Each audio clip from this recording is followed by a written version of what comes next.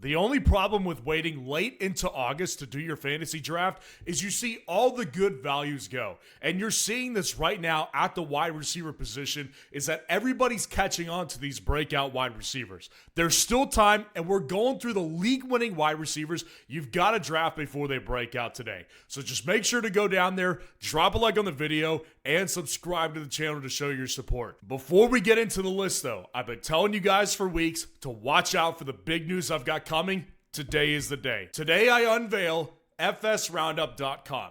This is a site that I have created all off season long. It's been in the works forever. And this is the biggest thing that will be brought to the fantasy space up until this point. Not hyperbole. What you can do on this site is you can hook this up to a Yahoo or an ESPN fantasy football league, and you can automate your waiver wire pickups so you'll never miss another 3 a.m. early morning session again. You can sleep through the night and just let the waiver wire tool do the work for you on the waiver wire. Even weeks in advance, you can schedule these pickups. Not only that, but you can also seamlessly manage all of your fantasy sports teams, including NFL fantasy football, fantasy basketball, fantasy baseball, fantasy hockey, whatever fantasy sport you play, you can use this exact same tool seamlessly across all of your entire leagues.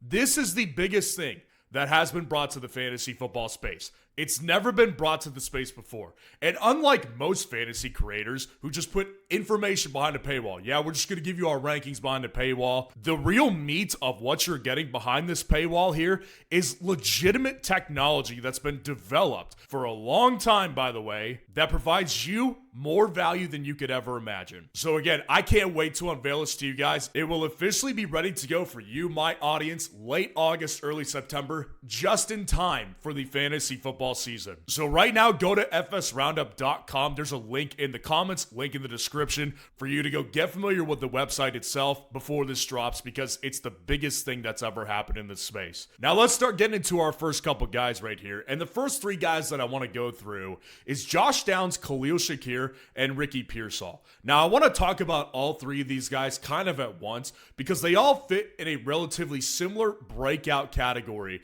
for me as wide receivers this year in fantasy football. So for the past several years, I've been developing my wide receiver breakout model. And the first thing that needs to be addressed is basically, what is a breakout wide receiver, right? Because you'll hear a lot of people say like, yeah, Brian Thomas Jr. will be a breakout wide receiver this year. It's like, no, he already broke out this past year. You have to identify the qualifiers for a breakout. You need to play at least 10 games in order for you to really qualify as a breakout. You can't just play half the season, score, 13, 14, 15 fantasy points per game to be considered a breakout. Because I also need you to be top 12 in fantasy points per game. Now, that's why you need to have at least 10 games. Because if you scored top 12 in fantasy points per game for 8 weeks or for 6 weeks, that doesn't really count for an entire season, and I will not rule you as a breakout wide receiver.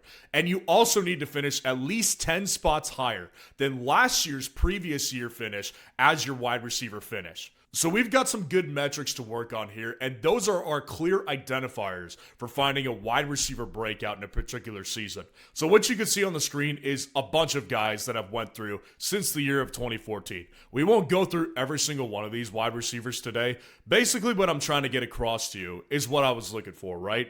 The big takeaways that I had when I looked at everything, put it all together, I said to myself, wow, this is interesting. Average per year, the amount of breakout wide receivers we have is 3.5. Now, the reason why they broke out is always different, right? Some of these guys were the wide receiver 20 before they broke out, and then they just finished as the wide receiver 10. So you saw the breakout coming. Some of these guys were like wide receiver 40, wide receiver 50 in fantasy football, and then jumped up all the way to top 10 status. So the reason these guys broke out, it's all different. But on a yearly basis, we see about 3.5 wide receivers per year come from breakout wide receiver territory. And the average age that we see at these breakout wide receivers is 23.8. Now, I think this is a particularly interesting statistic right here, and we'll dive into the age a little bit deeper here in just a couple of minutes. And the last takeaway that I think is really striking and very important to keep in mind is that when you look at the previous full season for all of these guys, what I essentially was looking for, well, what was their target share? What can I glean from last year? How much did these guys guys gained targets from the previous season. Well, there was one veteran below 70 targets that made the breakout list. 2 veterans below 80 targets, and no veterans below 60. So we need to have veteran players have at least 70 targets that we should be really targeting as breakouts here for this next fantasy football season. It will rule out a lot of guys right out of the gate. But let's get deeper into that age thing that I was just discussing, right?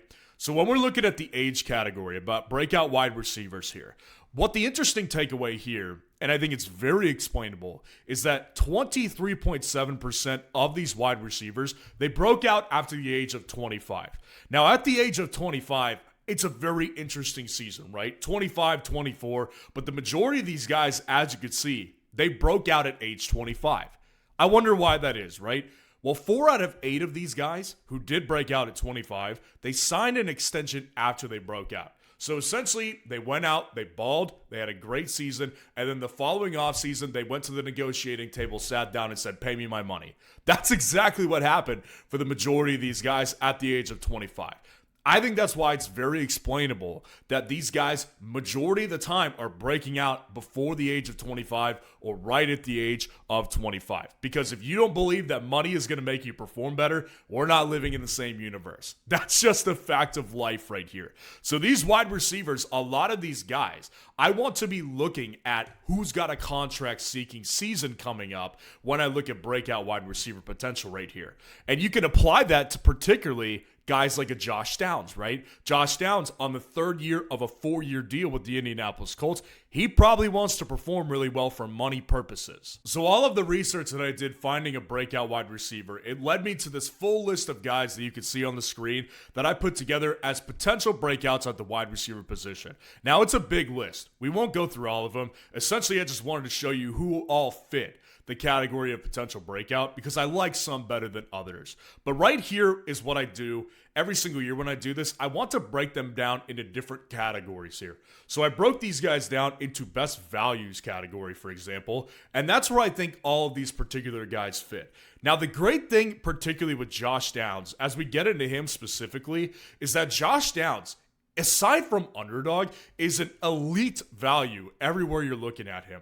138.1 ADP on ESPN, 122.8 ADP on Yahoo Leagues. I mean, we're talking like back of the draft is where you're getting Josh Downs in ESPN and in Yahoo Leagues. In underdog, the only reason really he's going much higher is because it's a 3 wide receiver format. But Josh Downs with this Indianapolis offense, I think it makes a lot of sense to have him as a breakout. Number one, he is at that age where you could easily see him get a contract extension next year if he ends up performing really well.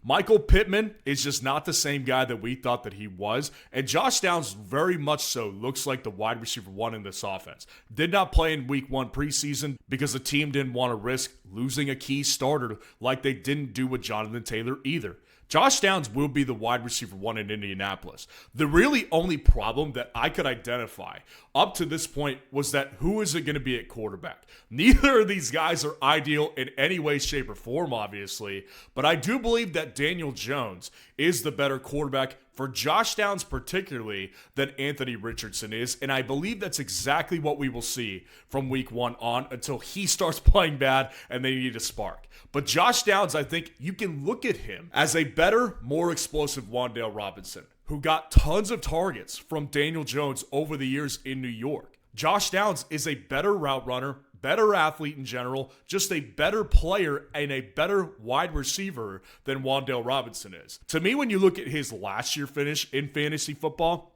I think that he's absolutely going to be a breakout wide receiver this year, finish at least as a top 24 wide receiver. This is the value that you can get on a top 24 wide receiver right here. And in my opinion, it makes tons of sense. Now, Khalil Shakir is the next guy that I want to talk about. Now, I will admit, Khalil Shakir dealing with the high ankle sprain, it's made me a little weary of this one. But at the end of the day, I still do want him on this list for several different reasons. His ADP, I think, is great once again.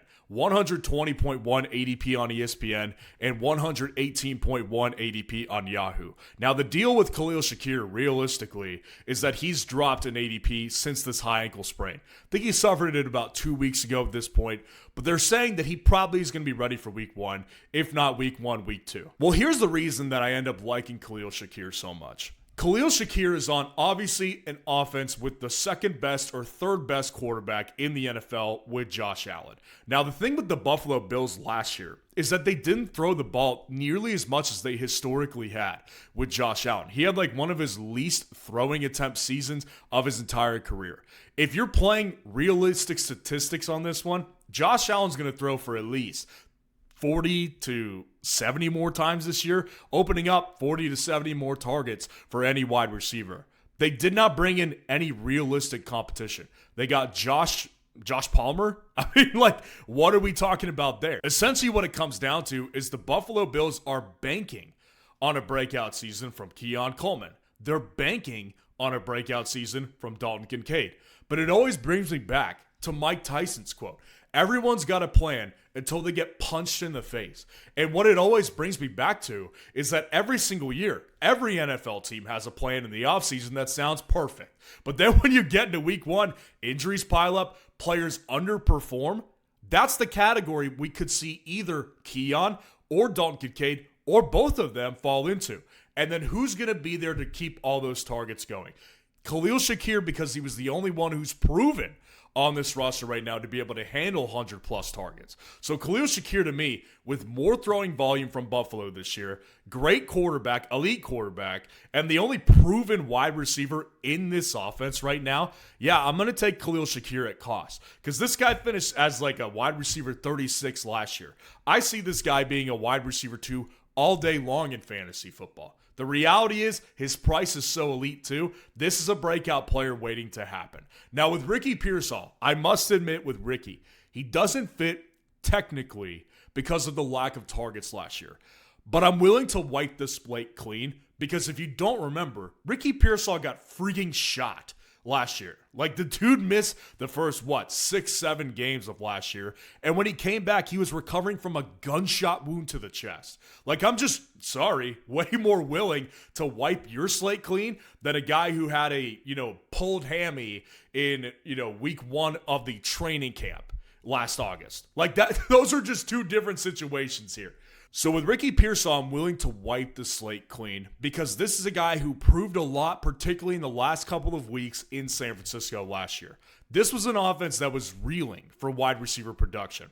It's actually not that much different in 2025. Brandon Ayuk will not start out the year playing. Juwan Jennings dealing with injury as we speak right now. And basically every other wide receiver, even their backups like Jacob Cowing, Demarcus Robinson's probably going to face a suspension.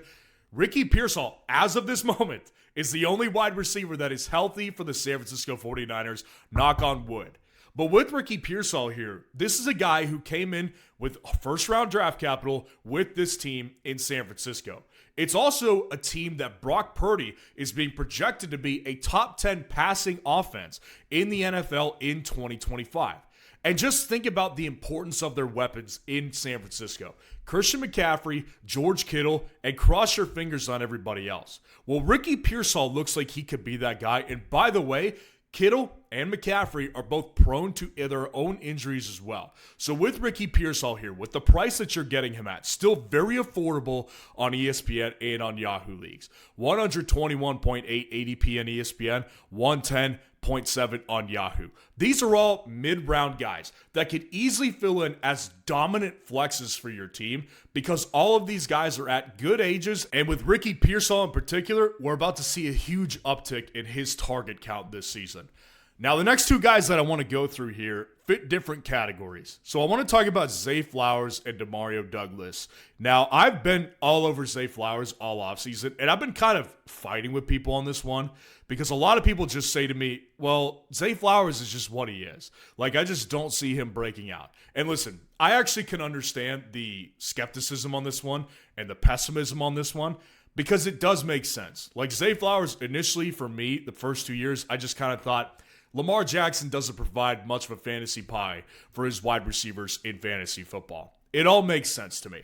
Zay Flowers' price has actually dropped every year in fantasy, being at the 63.8 ADP spot on ESPN this year and 61.2 ADP on Yahoo this year. So you're getting him back in the 5th, 6th, sometimes 7th round of fantasy drafts this year. Again, going in very dominant flex territory if he actually ends up hitting. Now with Zay Flowers, there's a couple things that I really like with him before we get into the breakout category. With Zay Flowers, Lamar Jackson had his most powerful season throwing the ball in 2025. So I'm hoping that was an unlock for Lamar Jackson as a thrower and opening up more of the fantasy pie to all of his pass catchers in fantasy football. The other thing I really like about Zay Flowers is that his offensive coordinator, Todd Monken in Baltimore, all offseason has talked about, we're going to get the guy the ball more this year. That's on me. I need to draw up more plays for him, and I'm going to do that in 2025. This has been a long-standing discussion that Todd Monken has been telling everybody in fantasy football to expect this year for Zay Flowers. So I can get Lamar Jackson throwing another 4,000, even 3,800 yards. Zay Flowers getting more targets on top of that. I already like that formula. But then again, when we look at the guys in their age category, right? Now we're going to include Demario Douglas in this part too. Zay Flowers this year will be 25 years old in the month of September. Demario Douglas is 24 years old. So they fit this category right here of these contract-seeking guys at the right age category to hit a breakout season. Now, the only thing I will say with Zay Flowers here is that Zay Flowers is not exactly the perfect contract seeker candidate. They do have a 5th-year option on him since he was a first-round pick. This is his 3rd year, so if they want to, they could pick up his 5th-year option after this year, and then they could run it back again.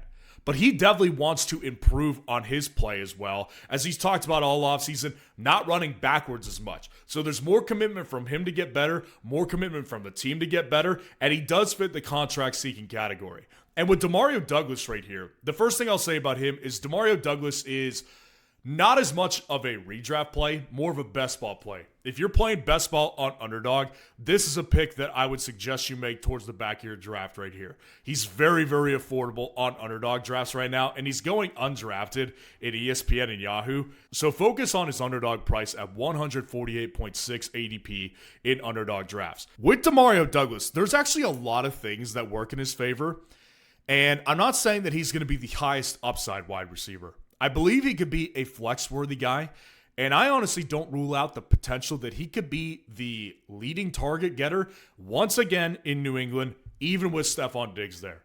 There's several things that are going on here. Number one, Demario Douglas, again, like I just said, has led the team in targets since he became a New England Patriot. Now, those targets weren't worth much of anything the last 2 years because New England's offense has been absolutely atrocious. But I think everybody understands, with Mike Vrabel, Josh McDaniels coming in, this will stabilize the offense to a certain point, and they got a better offensive line this year as well. So Drake May is going to take a leap this year. Demario Douglas is still a very consistent target and has been for this team throughout training camp. The other problem that I have is that Kyle Williams is not looking particularly great in camp. There's been a lot of up and down reports, very similar to Keon Coleman last year, to where he's very inconsistent. The team isn't super happy. They're not running him with the ones consistently. And then you look at Stephon Diggs in particular. Stephon Diggs is a wide receiver who is in his 30s, coming off an ACL tear. And by the way, there's been drama this offseason. Don't forget the boat incident that happened in June or July, I think that was. And then just recently, apparently Stephon Diggs is healthy. Apparently.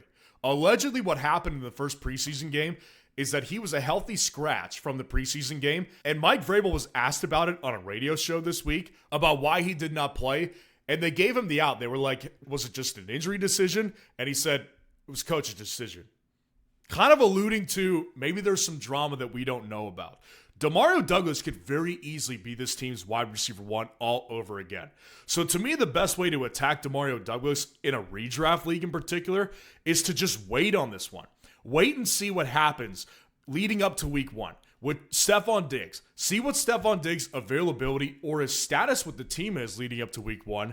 And then you can use my waiver wire tool to go grab Demario Douglas before your league mates do. Get out ahead of your league mates with the waiver wire tool with Demario Douglas. Track what this status is with Stephon Diggs and then act accordingly. Now, the last guy that I want to go through today is the only rookie on this list, Emeka Egbuka. I love Emeka Egbuka, and I liked him before it was cool to like Emeka Egbuka. Emeka Egbuka has a 128.7 ADP on ESPN, 114.6 ADP on Yahoo, and a 68.8 ADP on Underdog. Now, the thing about Underdog is you're dealing with lots of tough drafters. So his price has steadily risen over the last 2 months.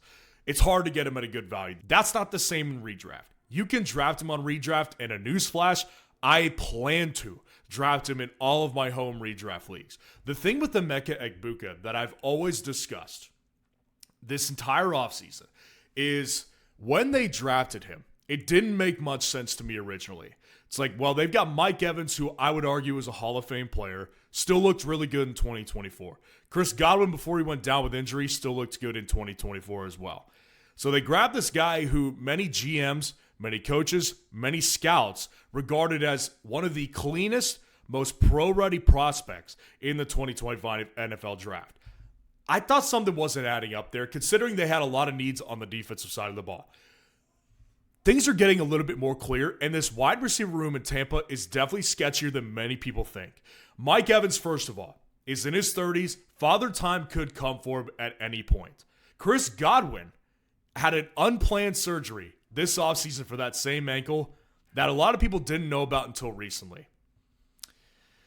Things are sketchy here in this Tampa wide receiver room. So they, I believe, have seen something within the team, either from Godwin, Mike Evans, or both, that would indicate to them that trouble is on the horizon and they need reinforcements immediately. So who better to go after than an Ohio State wide receiver who has been very consistent for the Ohio State Buckeyes and was a pro-ready prospect. Emeka Egbuka in a top 10 offense with Baker Mayfield.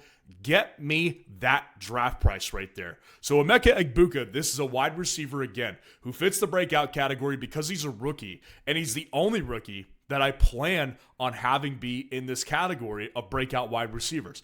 I like Matthew Golden in Green Bay as well, just a side note. I can't commit to him as much as I'd like to commit to Egbuka.